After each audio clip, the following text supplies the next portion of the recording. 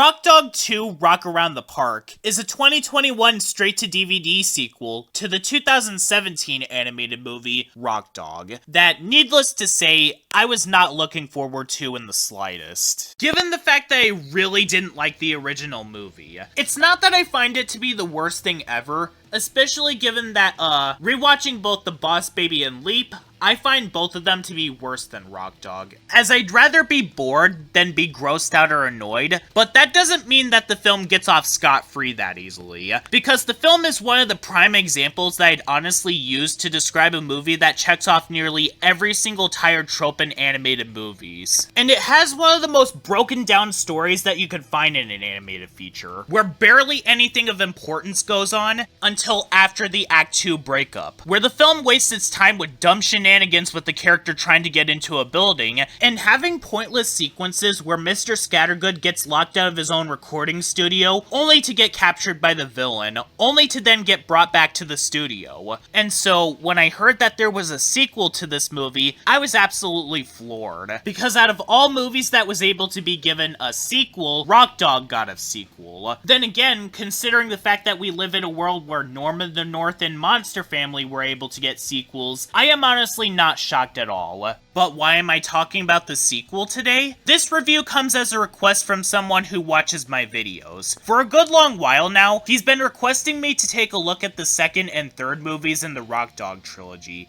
Yes, this is a trilogy now, and I'm honestly baffled that it is. However, several other animated films I was more interested in talking about, either due to past experiences with those movies, or just wanting to get them off my chest so that I could air out my thoughts on them. And since I did a review on the original movie, taking a look at the second movie is only fair to do. And so, I found a free streaming service named Roku, and took the time to watch it. And what are my thoughts on this movie? Yeah, I guess that this movie is better than the original movie, but that's not saying much. But before I really get into the problems with this movie, I do want to spend a minimal amount of time going over some of the positives of this movie. What makes me find this movie to be a huge step up from the original film is that this movie actually has some form of a coherent structure this time. The original movie barely had anything that could be close to a coherent structure. It essentially felt like a 30 or 40-minute TV special forcibly stretched to 90 minutes. And it really did show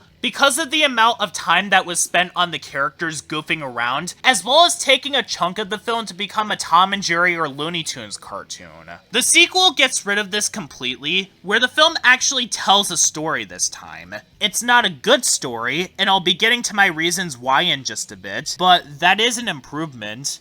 But unfortunately, that's where the good talking points have to end. Because to start things off, even though this movie has more of a coherent plot than the original movie, it shares one of its main issues, and that the movie barely does anything to really subvert itself all that much. The main issue that the original movie had, Beyond the fact that the writing is horrible and that it was generally a chore to sit through, the film is a by-the-books animated movie that doesn't really do anything exciting. It's the definition of a stereotypical animated movie with nothing unique enough to stand out from any other film that did this. It was essentially what you'd get if you took The Little Mermaid, robots, and Cloudy with the Chance of Meatballs and fused them together, but not doing anything else afterwards. So all you get is, character has closed-minded father that lets them meet their idol after an incident. Character gets opportunity to do so. Character finds their idol only for them to be a fraud. It's uninspired! And it's honestly no different in the sequel. The only difference being that the writing is more coherent this time, but it's still the same uninspired mush that made me not like the first movie, and made me consider that one to be bad. I haven't even described the plot to you guys yet, but I don't even need to do so because of the fact that you can describe it in one sentence, and you'd be able to guess exactly what happens throughout the rest of the plot. This movie is about a CEO who sees how much of a success that Bodi is, so he exploits Bodi for all he can to basically pamper Bodi into thinking that his friends don't matter. Fame and success is what matters. Yep.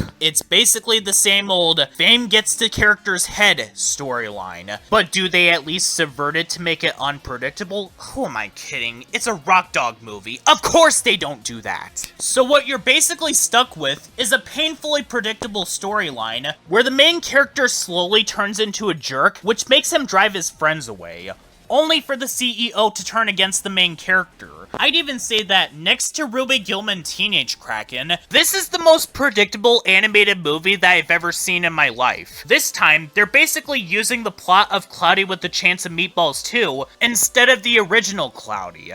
But at least Cloudy 2 had a new villain, and it didn't pull this stupid plot twist that the main character from the first movie was this guy all along. Needless to say, I was extremely bored while watching this movie. Not because of any sort of stupid filler this time around, Thank goodness. but you know what the movie is going to do next, so I became unfazed and rolled my eyes whenever it pulls its next dumb plot point, where, shocker, Bodi's friends don't like who he's become. I didn't see that coming! By the way, I was being sarcastic. Also, I gotta ask, why did they bring back Linux in this movie? And why did they feel the need to have it be a twist that, oh my god, this CEO was Linux the whole time, what? It's just a shocking twist for the sake of having a shocking twist. After The Last Jedi, this was starting to become more of a gimmick than anything. Because just because something comes out of left field, that doesn't mean that the product is absolved of any and all criticisms. They should have just had the CEO be a completely different character and called it a day, because he'd fit the exact same role as a result. It would still be a downgrade from the villain from the original, but it would make sense with his character. But nah, we're just gonna get the exact same villain from the first movie, except his plan is so much worse this time. Honestly speaking, as much as I really didn't like Linux in the original movie because he had zero personality or motivation, he served his purpose in the film, and that he wanted to eat sheep. In this movie, they took an already generic villain and turned him into a freaking joke. Get a load of this. His quote-unquote plan in this movie is to basically steal all of rock and roll by draining Bodi of all of his energy so that nobody else would have it. And his motivation for doing this was that he didn't sing very good as a child, and he was so inspired by Bodi playing music at the climax of the first movie that he wants to chase Bodi again in order to steal his energy. This is the same guy who is basically wanting to cannibalize an entire village, and yet literal music is more of a priority to him above anything that he could have done for his return. Was this meant for a Robot Chicken sketch or something? Cause this is so stupid that I refuse to believe that this is actually real. As for the other characters, nobody has changed at all. Bodi is still not an interesting character.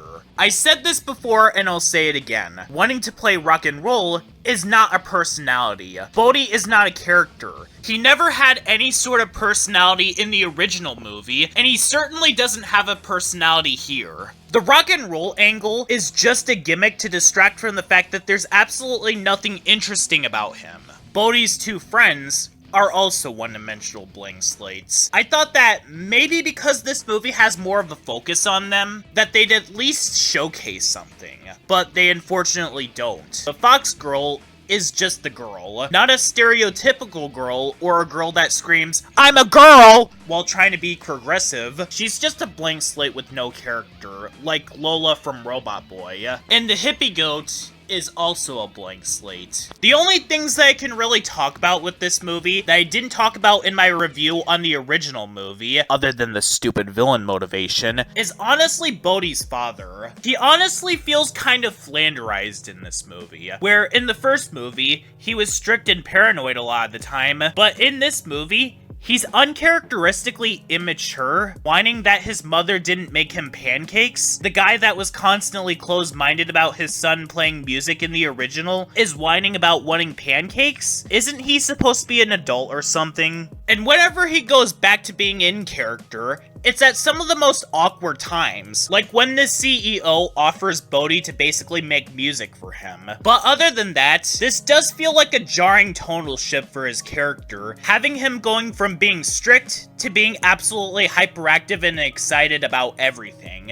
I also really don't like the addition of these two fans of Bodi, who are foxes, because you could literally take out all of their scenes and dialogue and you wouldn't miss anything. Not only do they not do anything for the plot, they're not even the reason why Bodi gets back up on his feet. Angus Scattergood's robot was the reason why. Yes, a literal robot that is completely silent and is just meant to be the cat manager's assistant added more to the plot than two fox children. Let that sink in. They do one thing for this movie though, and what they do in this movie is that they both reference Wayne's World by saying that they're not worthy. Just riveting. I know that I'm just rambling and that I'm just struggling to find things to say about this movie, but there's just barely anything to talk about. And what I can say, I already brought up during my review on the original movie. And while yes, I do find this movie a little better than the original, it's so devoid of any sort of substance that the most interesting thing to say about this movie is how predictable it is. I would honestly rather watch the Trolls and Sing movies, to be honest, than watch the Rock Dog movies ever again. Yes, those movies don't have original songs like Rock Dog does, and yes, they can have moments that can be cringy. I can at least feel something while watching them. And there's something interesting to find in other areas of those movies. Rock Dog, both with this movie and its predecessor, are nothing but babysitter fodder. But even then, there are plenty of other choices that will not only give you a better experience, but will actually entertain you. And the most baffling thing of them all, this isn't even the only sequel that they have. Rock Dog is a trilogy. But I'll save my thoughts on that movie when I get to it another time. Anyways, time for that live-action movie that Carl has been suggesting me to review. What is this? I was supposed to go in a pattern with my reviews. Oh no. Is this what's happening? Because I made the original Rock Dog and Boss Baby movies highs on my 2017 list, I need to check out both sequels back to back now? Well, I'll see you next time then.